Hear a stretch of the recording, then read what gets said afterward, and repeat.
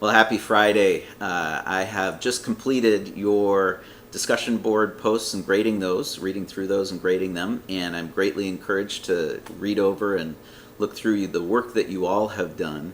I feel like I've gotten to know you just a little bit better, even through the discussion board posts that you guys have engaged in.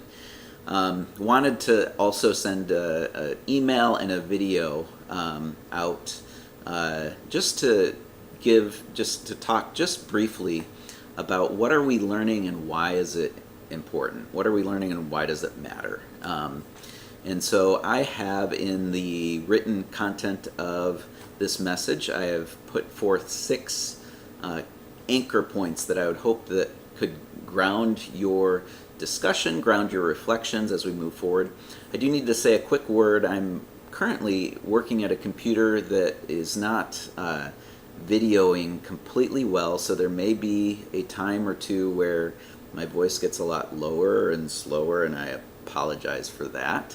But hopefully I can get a quality enough message out there that you can, with grace, overlook that if that does occur in this message. So, point number 1, what are we talking about and why does it matter? One thing that we've learned is that our identity is deeply embedded in the groups to which we belong. I hope you've gotten a chance to understand that. To help just reinforce that, I drew my own identity wheel up there and attached it to this message, and so you can look through that. But as I've created my own identity wheel, I realized that there are many groups that I'm a part of that impact my identity. I'm a husband and father, so my family deeply impact me and who I am. My church that I belong to, my Anglican church, deeply impacts me.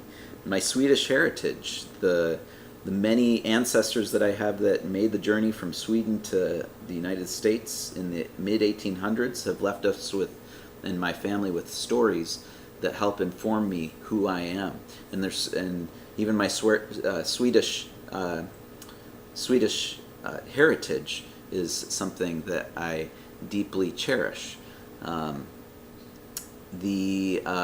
I do at work as a college administrator deeply impacts me, and the people that I interact with, the college students that I interact with, deeply impact me. And so as you look through my own identity wheel, you can see different places of my own identity where I connect with other people who are similar to me, and it helps me to gain a sense of identity. It also helps me to gain a sense of value as well, and that's point number 2. Unfortunately, point number 3, Dietrich Bonhoeffer highlights this in a passage that he wrote in a book called Life Together, and I'm attaching that passage that I'd encourage you to read to this email. But he makes the argument that we often don't realize it, but we get involved in the argument that the Jesus disciples got involved in so often during his ministry, this argument of who is the greatest. Dietrich Bonhoeffer makes the argument that, more than we realize internally, we get caught up in this argument because we gain a sense of value of who we are and a sense of who we are by comparing ourselves to others. And that unfortunately reinforces the sinful nature of ours to compare ourselves to others and find pride when we can come out in that comparison on top. So I would encourage you to read Dietrich Bonhoeffer's passage. Hopefully that'll explain what I'm talking about just a little bit more fully. But another point that all of these points are leading to is as we engage in this discussion about identity, and sense of who we are, a sense of our own value, it's crucial that we approach this conversation clothed in a posture of humility. And so that's one thing that I would just really emphasize as we move on in this course.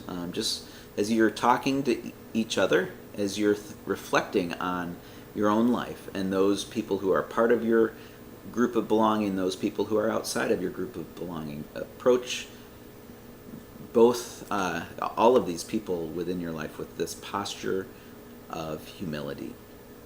For it's humility that enables us to serve and love not only those within our groups of belonging, but even those outside of our groups of belonging who may have vastly different lifestyles, vastly different convictions, vastly different beliefs.